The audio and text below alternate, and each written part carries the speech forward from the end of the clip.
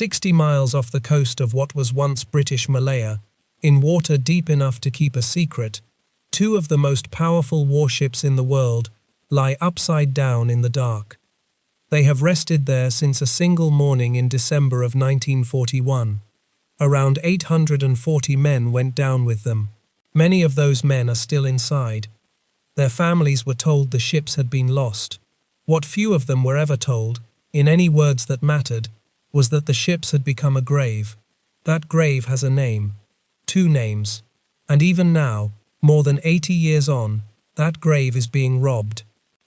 This is the story of 2 hours that ended an age, and of the men who went down into the warm water off Malaya and never came back up. To understand what was lost, you have to understand what these ships meant, because they were not only weapons, they were a promise. The larger of the two was the battleship Prince of Wales.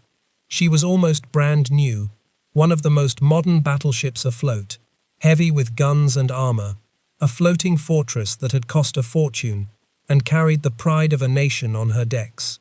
Only months before, she had carried something even heavier.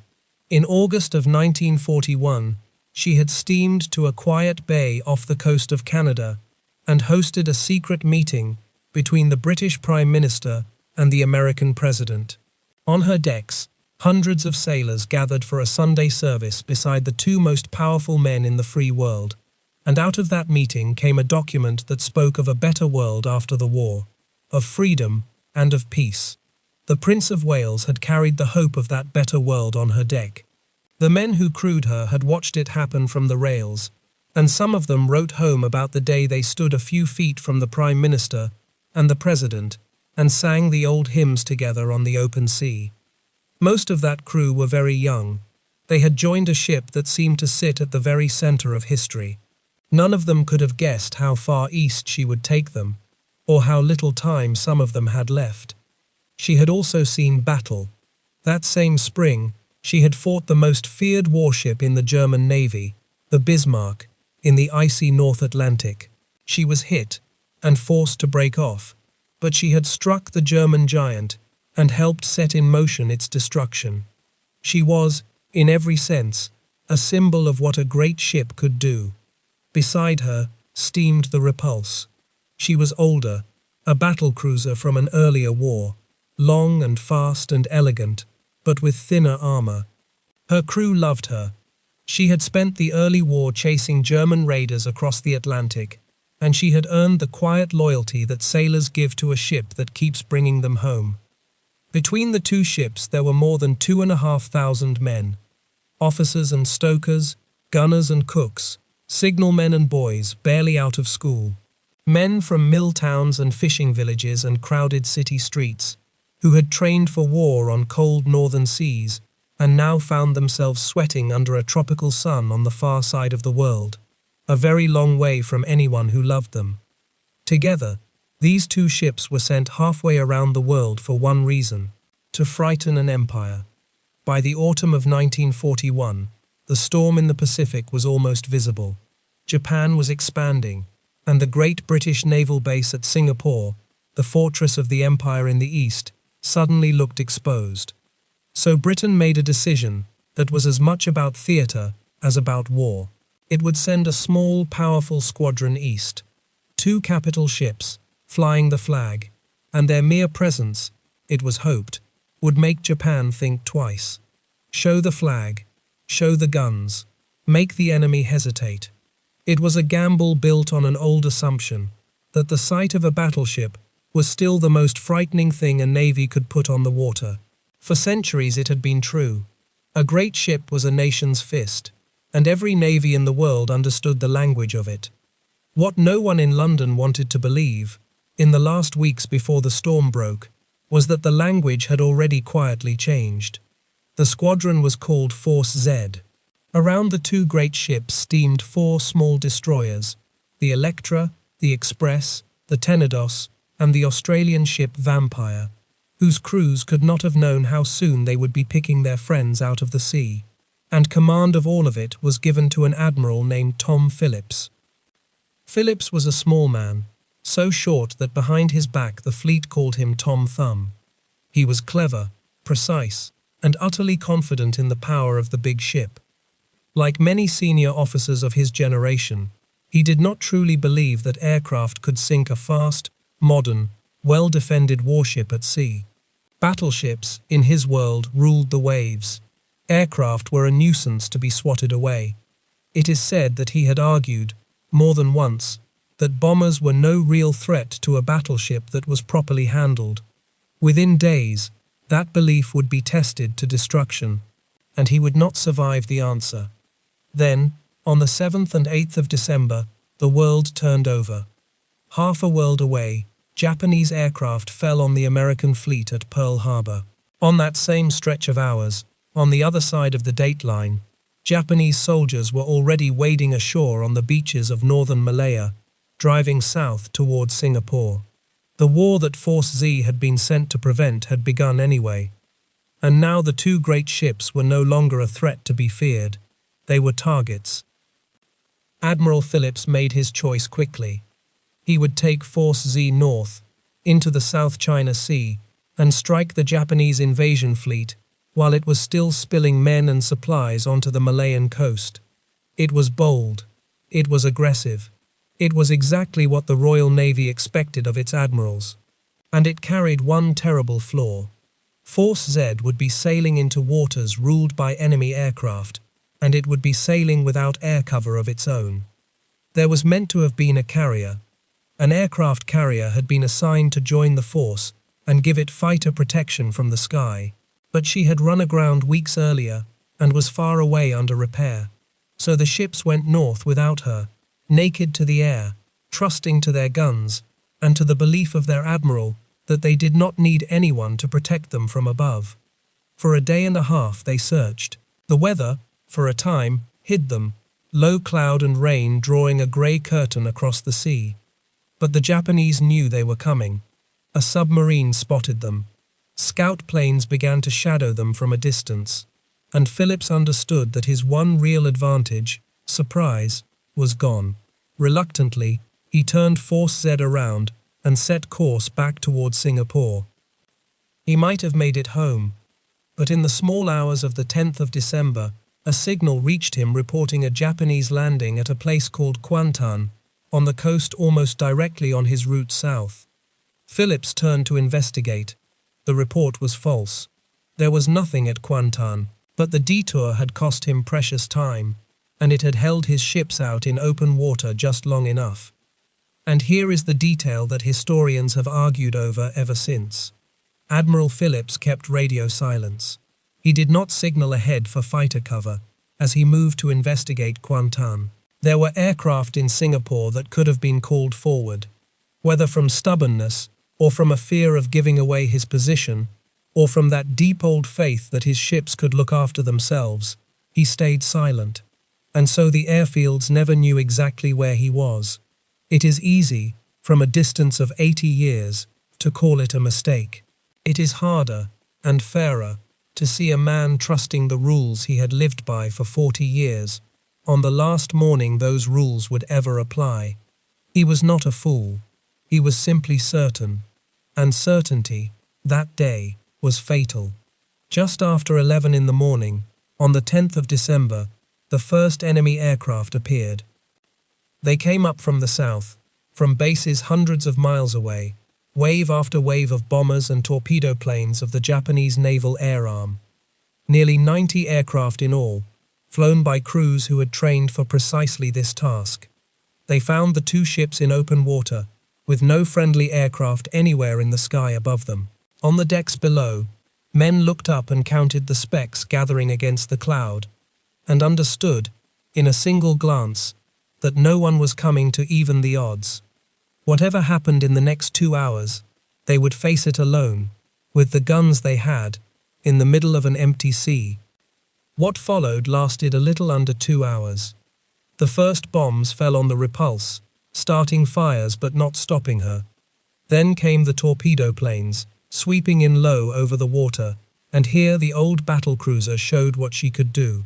Her captain, William Tennant, threw the long ship around the sea as though she were half her size, combing the tracks of the torpedoes, turning to meet them bow on, watching them slide harmlessly down the length of the hull.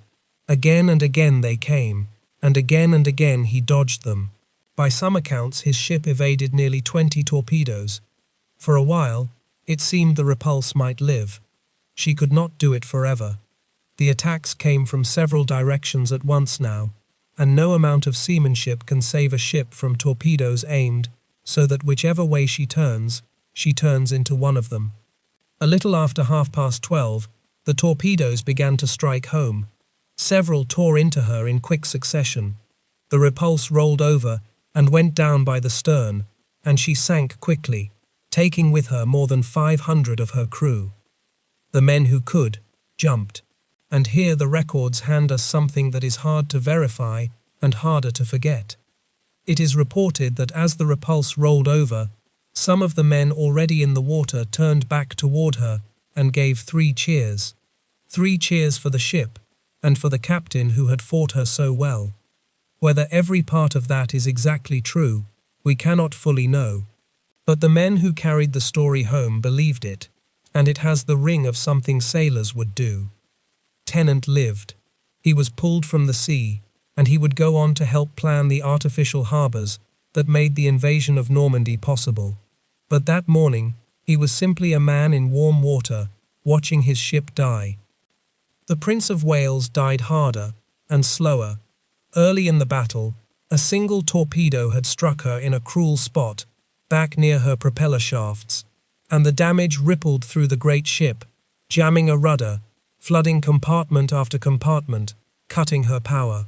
The mighty modern battleship, the unsinkable fortress, was reduced to a listing, wallowing hulk that could barely steer and could barely shoot.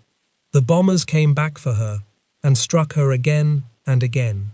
Just after 1:20 in the afternoon, she rolled onto her side and went down. Admiral Tom Phillips did not leave her. Neither did her captain, John Leach. Both men went down with the Prince of Wales. Among the 840 who died across the 2 ships, they were only 2. But there is a thread that runs from that morning far into the future, because Captain Leach had a son, a young naval officer, and that son would live and rise, and 4 decades later command the entire Royal Navy.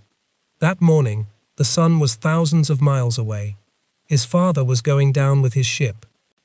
Below the 2 of them, throughout both ships, were the men who never had a choice about staying. The engine room crews, deep in the hulls, kept the ships moving, and the guns fed until the last possible moment, in compartments with a single ladder up to the light.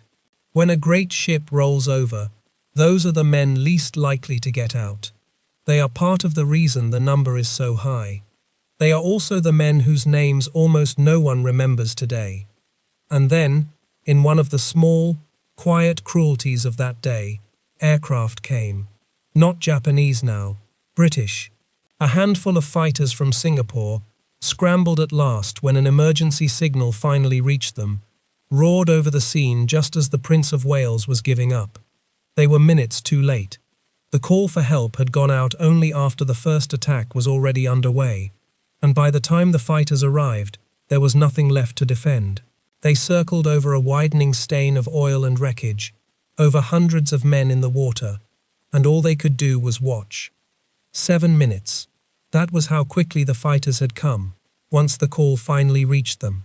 7 minutes, against a battle that had lasted the better part of 2 hours. If the signal had gone out at the start, the story of that morning might read very differently.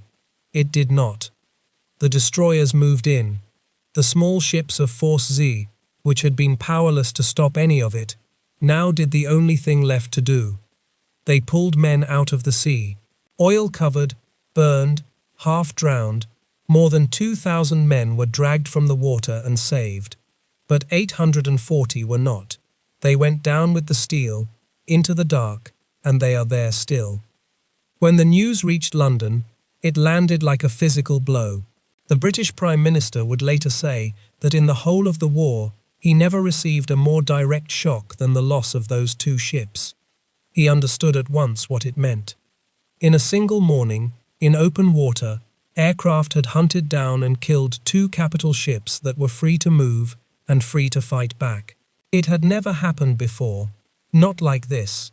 The age of the great battleship, the age that had ruled the oceans for centuries, had just ended in under 2 hours off the coast of Malaya. And everyone who truly understood the sea knew it. From that day on, the aircraft carrier, not the battleship, would decide the fate of navies. The great gunships would fight on for a few more years, but their age was over, and it had ended here, in the space of a single morning, with 2 of the finest examples of the breed rolling over into the warm water off Malaya. The ships settled to the bottom of the South China Sea, upside down, about 200 feet below the surface. And there they became something more than wrecks. They became tombs. The bodies of the men who never got out are still within those hulls, and for that reason, both ships are now protected as official war graves. To dive down to them is to visit a cemetery. But in recent years, that cemetery has been robbed. Salvage vessels have appeared over the wrecks. Great floating cranes fitted with claws that can tear steel straight from the seabed, ripping the hulls apart for scrap. The steel of ships built before the first atomic tests is unusually valuable, and there are people willing to break open a war grave to sell it. Divers who have gone down since report holes torn in the hulls, whole sections simply gone. The men inside have no say in it, and their families, most of them, will never even know what became of the last resting place of their fathers, their sons, their brothers. There is a particular cruelty in that. These men were lost once, in 1941, to the sea and to the war. To lose them a second time, quietly, to a salvage crane and a scrap dealer, while the world looks elsewhere, is a second kind of forgetting. The white ensign has been carried down by divers and fixed to the wrecks, a small act of defiance against the theft. But steel is heavy, and the sea is wide, and the few who guard these graves cannot be everywhere at once. There is a bitter symmetry to all of this that is hard to look away from. These 2 ships were sent east to be seen. Their entire purpose was to project power, to stand as a symbol, to make an enemy afraid. They were meant to represent the permanence of an empire and the invincibility of the big gun. And within 3 days of the war reaching them, they were gone, and with them went the whole idea they had been built to embody. The men who commanded them believed that ships like these could not be sunk from the air. That belief was not simple stupidity. It was the wisdom of an age that was ending, held by men who had given their whole lives to the sea, and who could not quite see that the sky had changed the rules while they were looking the other way.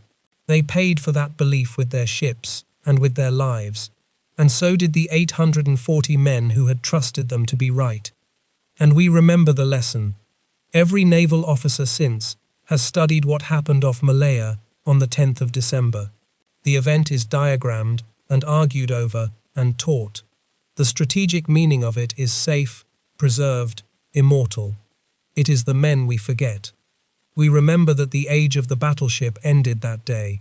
We do not so easily remember the young stoker deep in the belly of the Prince of Wales who never saw the sky, who felt the ship roll and the lights go out and the water come climbing in, and who is still down there in the dark.